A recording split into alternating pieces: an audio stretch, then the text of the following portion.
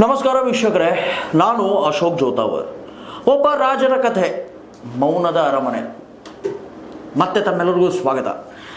ಇದೊಂದು ಕಥೆ ರೂಪದಲ್ಲಿ ನಾವು ಈ ಒಂದು ಸಂಚಿಕೆಗಳನ್ನು ನಿಮ್ಮ ಮುಂದೆ ತಗೊಂಡು ಬರ್ತಾ ಇದ್ದೀವಿ. ಒಬ್ಬ ರಾಜನಿದ್ದ. ಆ ರಾಜನಿಗೆ ಪ್ರಪಂಚ ಸುತ್ತುವುದೇ ಒಂದು ಕೆಲಸ. ಅವನಿಗೆ ಅದು ತುಂಬ ಇಷ್ಟ. ಪ್ರಪಂಚ ಸುತ್ತೋದು, ಪ್ರಪಂಚದಲ್ಲಿ ಅಡ್ಡಾಡೋದು, ಆ ವಿಮಾನ ಈ ವಿಮಾನದಿಂದ ಕೆಳಗಿಳೋದು. ಅದೇ ರೀತಿ ಅವನು ತನ್ನ ರಾಜ್ಯದ ಕಡೆಗೆ ದುರ್ಲಕ್ಷ್ಯ ಮಾಡಿಬಿಡ್ತಾನೆ. ಈ ರಾಜನ ಅರಮನೆಯಲ್ಲಿ ಅವನದೇ ಆದಂತಹದೊಂದು ಮಂತ್ರಿಮಂಡಲ ಇತ್ತು. ಆ ಮಂತ್ರಿಮಂಡಲದಲ್ಲಿ ಒಬ್ಬರಿಗಿನ್ನ ಒಬ್ಬರು ತೋಳಗಳು ಇನ್ ದ ಸೆನ್ಸ್ ತುಡುಗರು, ಕಳ್ಳರು ಅಂತ ಹೇಳಬಹುದು. ಇದೊಂದು ಸಾಂಕೇತಿಕವಾದಂತಹ ಲ್ಯಾಂಗ್ವೇಜ್. ಆ ರಾಜನ ಮಂತ್ರಿಮಂಡಲದಲ್ಲಿ ಅನೇಕ ಜನರು ತುಡುಗು ಮಾಡ್ತಾಯಿದ್ರು, ಕಳ್ಳತನ ಮಾಡ್ತಾಯಿದ್ರು. ಆಮೇಲೆ ಅದರಲ್ಲಿ ಒಬ್ಬ ಮಂತ್ರಿಯದ ಕೆಲಸ ಏನಪ್ಪ ಅಂತಂದರೆ ಪ್ರತಿದಿನ ಹೊಸ ನಿಯಮಗಳನ್ನು ತಗೊಂಡು ಬರೋದು. ನಿಯಮಗಳನ್ನು ತಗೊಂಡು ಬರ್ತಾ ಹೊಸ ನಿಯಮಗಳಿಂದ ಜನರಿಗೆ ಲಾಭ ಆಗುತ್ತೆ, ದೇಶಕ್ಕೆ ಆದಾಯ ಹೆಚ್ಚಾಗುತ್ತೆ, ದೇಶದ ಉನ್ನತಿ ಆಗುತ್ತೆ ಅಂತ ಹೇಳಿ ಪ್ರತಿ ದಿವಸನೂ ಹೊಸ ನಿಯಮಗಳನ್ನು ಜನರಿಗೆ ಉಣಬಡಿಸ್ತಾ ಇದ್ದ. ಅದರಿಂದ ಜನರಿಗೆ ಎಷ್ಟು ಕಷ್ಟ ಆಗ್ತಾ ಇತ್ತು, ಎಷ್ಟು ಹಾನಿ ಆಗ್ತಾ ಇತ್ತು, ಯಾವುದೇ ರೀತಿಯಾದಂತಹ ಪರಿಕಲ್ಪನೆ ಇರದಿರುವಂತಹ ಆ ಒಬ್ಬ ಮಂತ್ರಿ ಒಂದು ಹೊಸ ನಿಯಮವನ್ನು ಜನರ ಮೇಲೆ ಹೇರೇ ಬಿಡ್ತಾನೆ. ಆ ನಿಯಮಗಳು ಏನು ಅಂತ ಅಂದರೆ, ಇಂಧನವನ್ನು ನೀವು ಯೂಸ್ ಮಾಡಬೇಕು, ಅದು ಕೂಡ E20 ಅನ್ನುವಂತಹ ಇಂಧನ. ಇದರಿಂದ ಗಾಡಿಗಳು ಬಂದು ಬೀಳಲಿ, ಗಾಡಿಗಳು ಸ್ಟಾರ್ಟ್ ಆಗಲಿ, ಗಾಡಿಗಳು ಮನಿಕೊಂಡ್ರೂ ಕೂಡ ಆ ಮಂತ್ರಿಗೆ ಯಾವುದೇ ರೀತಿಯಾದಂತಹ ಫರಕ್ ಬೀಳ್ತಾ ಇರಲಿಲ್ಲ.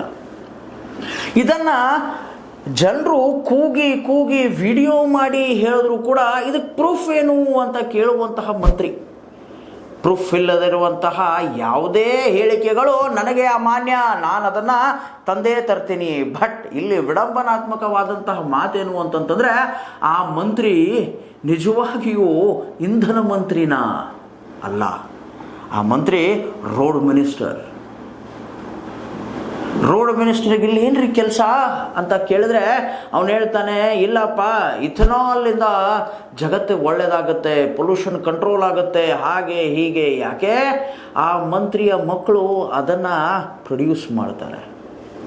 ಆ ಮಂತ್ರಿ ತನ್ನ ಮಕ್ಕಳ ಜೇಬಿನ ಭಾರ ಹೆಚ್ಚಿಸಲು ಜಗತ್ತು, ಅದೇ ರೀತಿ ದೇಶದ ಜೇಬಿನ ಭಾರವನ್ನು ಇಳಿಸ್ತಾ ಇದ್ದಾನೆ ಅನ್ನುವಂತಹ ಮಾತುಗಳು ಕೂಡ ಅನೇಕ ಜನ ಅನೇಕ ಸಾರಿ ಕೂಗಿ ಹೇಳಿದ್ರು ಕೂಡ ಏನು ಕ್ಯಾರೆ ಅನ್ನದಿರ್ತಕ್ಕಂತಹ ಮಿನಿಸ್ಟರ್. ಆ ಮಂತ್ರಿ ಮಾತುಗಳು, ಆ ಮಂತ್ರಿಯ ವಿರುದ್ಧ ಏನಾದರೂ ಹೇಳಿಕೆ ಕೊಟ್ಟರೆ ರಾಜ ಏನಾದರೂ ಮಾತಾಡ್ತಾನೆ ಅಂತ ಹೇಳಿದ್ರೆ, ರಾಜ ಪಾಪ ವಿದೇಶಾಂಗ ನೀತಿಯನ್ನು ವೃದ್ಧಿ ಮಾಡ್ತೀನಿ, ದೇಶ ವಿದೇಶಗಳಲ್ಲೆಲ್ಲ ನಮ್ಮ ದೇಶದ ಒಂದು ನಗಾಡೆಯನ್ನು ಹೊಡೆಸ್ತೀನಿ ಅಂತ ಹೇಳಿ ದೇಶ ವಿದೇಶದ ಯಾತ್ರೆಗಳನ್ನು ಮಾಡ್ತಿರ್ತಕ್ಕಂಥ ರಾಜ ಕಂಡು ಕಾಣರಿಯದೆ, ಕೇಳಿದರೂ ಕೇಳರಿಯದೆ ಮೌನವಾಗಿದ್ಬಿಟ್ಟ. ಆಮೇಲೆ ರೋಡ್ ಮಿನಿಸ್ಟರು ಇಥನಾಲ್ ಮೇಲೆ ಮಾತಾಡಿದ್ರೆ ಇಥನಾಲ್ ಪ್ರೊಡಕ್ಷನ್ ಹೆಚ್ಚಾಗುತ್ತೆ, ಇಥನಾಲ್ ಬಳಕೆ ಹೆಚ್ಚಾಗುತ್ತೆ ಅಂತ ಅನೇಕ ಮಾತಾಡಿದ್ರು. ವಾತಾವರಣಕ್ಕೆ ಇದೊಂದು ಒಳ್ಳೆಯ ಕೆಲಸ ಅಂತ ಹೇಳಿ ಆ ಒಬ್ಬ ಪರಿವಾಹನ ಮಂತ್ರಿ ಇದ್ದವನು ಹೇಳ್ತಾ ಇದ್ದ. ಇವನನ್ನು ಪ್ರಶ್ನಿಸಿದ್ರೆ ಅವನೊಂದು ಮಾತು ಹೇಳ್ತಾನೆ, ಇಂಧನ ಬೆಲೆ ಏನಕ್ಕೆ ಏರ್ತಾ ಇದೆ ಸರ್? ಇಂಧನ ಬೆಲೆ ಕಡಿಮೆ ಆಗುತ್ತೆ, ಇಥನಾಲ್ ಯೂಸ್ ಮಾಡೋದ್ರಿಂದ ಇಂಧನ ಬೆಲೆ ಕಡಿಮೆ ಆಗುತ್ತೆ ಅಂತ ಕೇಳಿದಾಗ ಆ ಮಂತ್ರಿ ಹೇಳ್ತಾನೆ, ಹಾಗಾದರೆ ನೀವು ಪೆಟ್ರೋಲಿಯಂ ಮಿನಿಸ್ಟರ್ನ ಇದನ್ನು ಕೇಳಬೇಕು, ಇಂಧನ ಮಂತ್ರಿಯನ್ನು ಕೇಳಬೇಕು. ಬೆಲೆ ಇಳಿಕೆ ಮಾತು ಬಂದಾಗ ಮಂತ್ರಿ ನೆನಪಾಗ್ತಾನೆ. ಇಲ್ಲಪ್ಪ ಅಂತಂತಂದರೆ ಅವನ ಇಲಾಖೆ ಬೇರೆ, ಇವನ ಇಲಾಖೆ ಬೇರೆ. ಆದರೂ ಕೂಡ ಈ ಇಲಾಖೆಯಲ್ಲಿ ಬಂದು ಧಾಂಧಲಿಬಾಜಿ ಮಾಡುವಂತಹ ಮಂತ್ರಿ ವಿರುದ್ಧ ರಾಜ ಮೌನವಾಗ್ಬಿಟ್ಟ. ಯಾಕೆ ಮೌನ ಆದ? ಕಮೆಂಟ್ ಬಾಕ್ಸ್ ನಿಮಗೋಸ್ಕರ ಫ್ರೀ ಐತೆ, ಕಮೆಂಟ್ ಹಾಕಿ. ಇನ್ನು ನೆಕ್ಸ್ಟ್ ಬರೋದು ಯಾವ ಮಂತ್ರಾಲಯ ಅಂತ ನಿಮ್ಮ ಮನಸ್ಸಿನಲ್ಲಿ ಇನ್ನೊಂದು ಪ್ರಶ್ನೆ ಮೂಡಿರಲೇಬೇಕು. ವಿದ್ಯಾಭ್ಯಾಸ. ಹೌದು, ದೇಶದ ಭವಿಷ್ಯವನ್ನು ನಿರ್ಮಾಣ ಮಾಡುವಂತಹ ವಿದ್ಯಾಭ್ಯಾಸದ ಮಂತ್ರಿ, ಶಿಕ್ಷಣ ಮಂತ್ರಿ. ಅವರ ಕಾಲಘಟ್ಟದಲ್ಲಿ ಅನೇಕ ಪ್ರಶ್ನೆ ಪತ್ರಿಕೆಗಳು ಸೋರಿಕೆ ಆಗ್ತಾ ಇದ್ರು ಕೂಡ ಆ ಶಿಕ್ಷಣ ಮಂತ್ರಿ ಯಾವುದೇ ರೀತಿಯಾದಂತಹ ಜವಾಬ್ದೇಹಿ ಇಲ್ಲ. ಆ ಶಿಕ್ಷಣ ಮಂತ್ರಿ ಯಾವುದೇ ರೀತಿಯಾದಂತಹ ಜವಾಬ್ ಕೂಡ ನೀಡ್ತಾ ಇಲ್ಲ.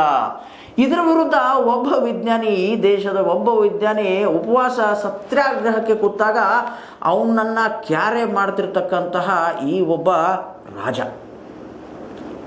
ಏನಾದರೂ ಈ ದೇಶದ ಆ ವಿಜ್ಞಾನಿ ತೀರ್ಕೊಂಡ್ರೆ, ಉಪವಾಸ ಮಾಡ್ತಾ ವನವಾಸ ಮಾಡ್ತಾ ಸತ್ಯಾಗ್ರಹ ಕುಳಿತಂತಹ ಆ ವಿಜ್ಞಾನಿ ತೀರ್ಕೊಂಡು ಬಿಟ್ರೆ ಈ ದೇಶಕ್ಕಾಗುವಂತಹ ಹಾನಿ ಏನು, ಹಾನಿ ಹೇಗಾಗುತ್ತೆ, ಪ್ರತಿಯೊಂದು ತಿಳ್ಕೊಳ್ಬೇಕು. ಯಾಕೆ ಈ ಮಾತು ಹೇಳ್ತಿದ್ದೀವಿ ಅಂತಂದರೆ, ಈ ದೇಶ ಒಂದು ಇತಿಹಾಸ ಕಂಡಿದೆ.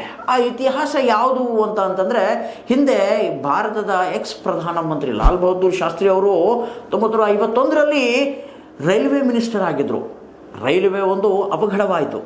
ಆ ಅವಘಡವಾದಾಗ ರೈಲ್ವೆ ಮಿನಿಸ್ಟರ್ ಅವರು ಇಲ್ಲಪ್ಪ ಇದು ನನ್ನ ತಪ್ಪು ಅಂತ ಹೇಳಿ ರಾಜೀನಾಮೆ ನೀಡತಕ್ಕಂಥ ಇತಿಹಾಸ ಕೂಡ ಈ ದೇಶಕ್ಕಿದೆ. ಆದರೆ ಇಲ್ಲಿ ಅನೇಕ ಪ್ರಶ್ನೆ ಪತ್ರಿಕೆಗಳು ಸೋರಿಕೆ ಆಗ್ತಾ ಇವೆ, ಅನೇಕ ದುಡ್ಡು ಫ್ಲೋ ಆಗ್ತಾ ಇದೆ, ಸಾಕಷ್ಟು ಜನ ಸಿಕ್ಕಾಪಟ್ಟೆ ದುಡ್ಡು ಮಾಡ್ತಾ ಇದ್ದಾರೆ. ಅದು ಕೂಡ ಯಾರ ಮೇಲೆ? ಈ ದೇಶದ ಭವಿಷ್ಯದ ಹೆಣದ ಮೇಲೆ. ಬಟ್ ಆದರೂ ಕೂಡ ಈ ದೇಶದ ರಾಜ ನನಗಿದಕ್ಕೆ ಸಂಬಂಧ ಇಲ್ಲ, ನನಗೆ ಇದಕ್ಕೆ ಯಾವುದೇ ರೀತಿಯಾದಂತಹ ಲಿಂಕ್ ಇಲ್ಲ ಅಂತ ಹೇಳಿ ಬೇರೆ ದೇಶಕ್ಕೆ ಹೋಗಿ ಅಲ್ಲಿ ವಿದೇಶಾಂಗ ನೀತಿಯನ್ನು ಎಸ್ಟಾಬ್ಲಿಷ್ ಮಾಡ್ತಾ ಇದ್ದೀನಿ, ದೇಶ ವಿದೇಶಗಳಿಂದ ಸಪೋರ್ಟ್ ತಗೊಳ್ತಾ ಇದ್ದೀನಿ ಅಂತ ಹೇಳ್ತಿರುವಂತಹ ಈ ಒಬ್ಬ ರಾಜನ ಕಥೆ ಇದು. ಮಂತ್ರಿಮಂಡಲ ಫುಲ್ ಭ್ರಷ್ಟ. ಮಂತ್ರಿಮಂಡಲದ್ದು ಯಾವುದೇ ರೀತಿಯಾದಂತಹ ಕೆಲಸ ಕಾರ್ಯಗಳಿಲ್ಲ. ಅವ್ರದ್ದು ಕೆಲಸ ಏನು ಅಂದರೆ, ಬೆಳಗ್ಗಿಂದ ಸಂಜೆವರೆಗೂ ಎದರಲ್ಲಿ ಎಷ್ಟು ತಿನ್ನೋಕ್ಕೆ ಸಾಧ್ಯನೋ ಅದನ್ನು ನಾವು ತಿಂತೀವಿ ಅನ್ನುವಂತಹ ಈ ರಾಜನ ಮಂತ್ರಿಮಂಡಲ ನಿಜಕ್ಕೂ ಬೇಕಾ? ಮುಂಬರುವ ಈ ಒಂದು ಪ್ರಜಾಪ್ರಭುತ್ವ ಅನ್ನುವಂತಹ ರಾಷ್ಟ್ರದಲ್ಲಿ ಅವನು ಕೆಳಗಿಳಿತಾನ? ಕಾದು ನೋಡಬೇಕಲ್ವಾ? ಕಮೆಂಟ್ ಬಾಕ್ಸ್ ನಿಮಗೋಸ್ಕರ ಫ್ರೀ ಐತೆ ವೀಕ್ಷಕರೇ, ಕಮೆಂಟ್ ಹಾಕೋದನ್ನು ಮರಿಬೇಡಿ. ಒಬ್ಬ ರಾಜನ ಕತೆ, ಮೌನ ಅರಮನೆ. ಇದಾಗಿತ್ತು ಇವತ್ತಿನ ಸುದ್ದಿ. ಇನ್ನಷ್ಟು ಸುದ್ದಿಗಳಿಗಾಗಿ ಸದಾ ಫಾಲೋ ಮಾಡ್ತಾರೆ S16 ನ್ಯೂಸ್. ಇದು ಸತ್ಯದ ಕೈಗನ್ನಡಿ. ಧನ್ಯವಾದ.